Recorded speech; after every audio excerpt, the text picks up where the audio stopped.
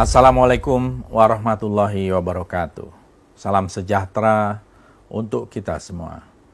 Saudara-saudara, hari ini 7 Desember 2020 kita mendapat kabar yang sangat mengejutkan.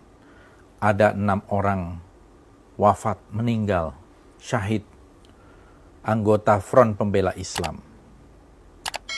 Itu diumumkan oleh Kapolda Metro Jaya siang tadi, dan saya membaca beritanya.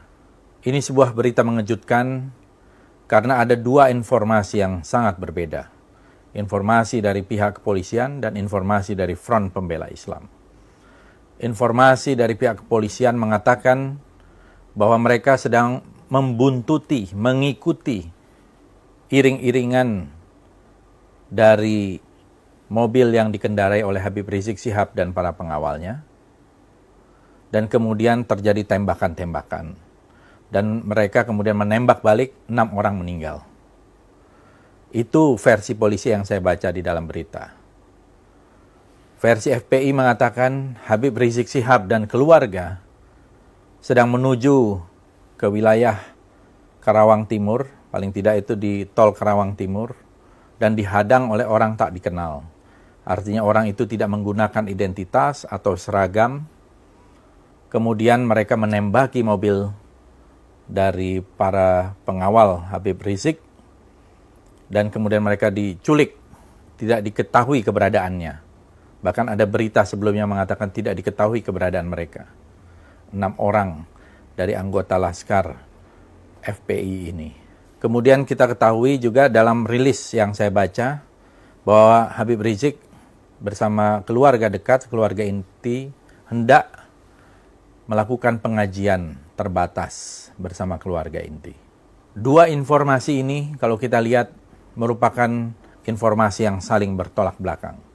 Pertama, saya ingin menanggapi bahwa bagaimanapun peristiwa apapun, apalagi dalam sebuah peristiwa yang tidak ada kaitannya dengan terorisme, tidak ada kaitannya dengan separatisme, tidak boleh ada darah yang tumpah. Karena konstitusi kita mengatakan melindungi segenap tumpah darah Indonesia. Habib Rizik dan para pengikutnya adalah warga negara Indonesia, warga yang terhormat. Saya kira di sini bisa diselidiki, bisa terjadi abuse of power, kesewenang-wenangan melebihi dari apa yang dilakukan. Karena senjata itu ada aturannya, bagaimana menembak dan seterusnya. Saya yakin bahwa Habib Rizik dan para pendukung Habib Rizik adalah orang-orang warga Muslim di Indonesia yang cinta damai, cinta kepada tanah air, cinta kepada bangsa ini. Tidak akan menggunakan kekerasan, tidak akan menggunakan senjata, dan senjatanya dari mana. Oleh karena itu, menurut saya, peristiwa ini harus segera diselidiki. Kalau perlu oleh sebuah tim yang independen, tim gabungan pencari fakta yang independen, sehingga betul-betul terungkap siapa yang melakukan kesalahan. Saya bersaksi bahwa Habib Rizik adalah orang yang baik, orang yang banyak pengikutnya, dan saya yakin beliau cinta kepada tanah air. Tetapi belakangan ini dengan kedatangan beliau yang mendapatkan sambutan dari lautan manusia, kelihatannya ada yang merasa terganggu. Bahkan ada 2 Kapolda yang dicopot dan 2 Kapolres yang juga dicopot. Kenapa Habib Rizik harus dijadikan momok, harus dijadikan musuh dari aparat keamanan kita, dari pemerintah kita? Ada apa? Saya melihat Habib Rizik dicintai oleh banyak orang. Tidak mungkin ada yang menjemput datang bersusah payah ke bandara sebanyak itu. Lautan manusia, ratusan ribu bahkan jutaan. Tidak mungkin orang mendatangi Habib Rizik ketika di Mekah. Para jamaah umroh, para jamaah haji datang ke rumah beliau hampir setiap hari, ratusan orang.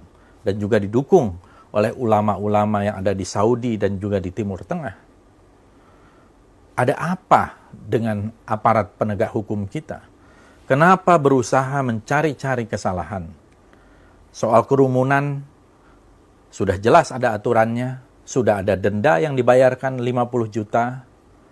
Padahal juga banyak kerumunan-kerumunan lain yang tidak diselidiki oleh aparat kepolisian. Termasuk di dalam acara pilkada, acara maulid-maulid di berbagai tempat, acara keagamaan di tempat lain, acara apel dan sebagainya. Jadi ada diskriminasi hukum di sini yang jelas. Dan menurut saya, ini merupakan sebuah kemunduran bagi demokrasi kita dan membahayakan keutuhan, integritas sosial kita. Peristiwa hari ini, 7 Desember 2020, 3 hari menjelang Hari Hak Asasi Manusia, harus diselidiki. Jangan sampai ini menjadi sebuah pelanggaran hak asasi manusia yang sangat brutal di tengah pandemi COVID-19. Nyawa kelihatannya begitu murah dengan tembakan peluru dari aparat kepolisian. Padahal peluru itu datangnya juga dari rakyat. Dibiayai oleh rakyat. Dan tidak boleh kemudian peluru itu juga menghadang kepada rakyat. Apalagi ini adalah tokoh yang terhormat, ulama, kiai, habaib yang juga banyak dicintai oleh masyarakat Indonesia. Saudara-saudara, marilah kita ikuti kasus ini secara seksama agar tidak lagi terjadi upaya-upaya diskriminasi hukum terhadap mereka yang bersuara vokal, termasuk yang mereka melakukan kritik kepada pemerintah atau mereka yang tidak disukai oleh pemerintah. Itulah yang namanya demokrasi. Peristiwa ini menurut saya harus mendapatkan perhatian secara serius dari pemerintah untuk mengevaluasi aparat yang ada di lapangan maupun aparat yang menginstruksikan pelaku penembakan terhadap para pengawal Habib Rizik tersebut.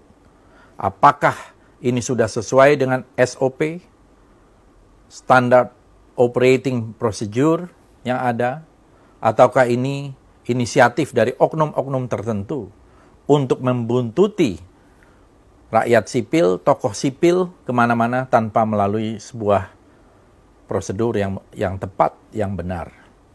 Ini menurut saya harus diselidiki siapa yang melakukan perintah untuk melakukan penguntitan terhadap Habib Rizik dan para pengikutnya, termasuk juga melakukan penembakan, penghadangan, penyerangan, dan mungkin juga penculikan. Ini merupakan satu tindakan yang sangat serius ya terhadap tokoh umat ya kepada Habib Rizik Syihab dan para pendukungnya, dan saya kira ini sangat membahayakan integritas sosial kita. Kita seharusnya menciptakan satu iklim yang damai, iklim yang sejuk, dan membangun persatuan tanpa sebuah prasangka dengan menerapkan keadilan. Tetapi kelihatannya memang ada usaha-usaha yang mentarget Habib Rizik Syihab untuk menjadi pesakitan. Mudah-mudahan akan segera ada titik terang dan keadilan betul-betul muncul. Siapa yang bersalah harus bertanggung jawab, termasuk Kapolda Metro Jaya. Terima kasih. Wassalamualaikum warahmatullahi wabarakatuh.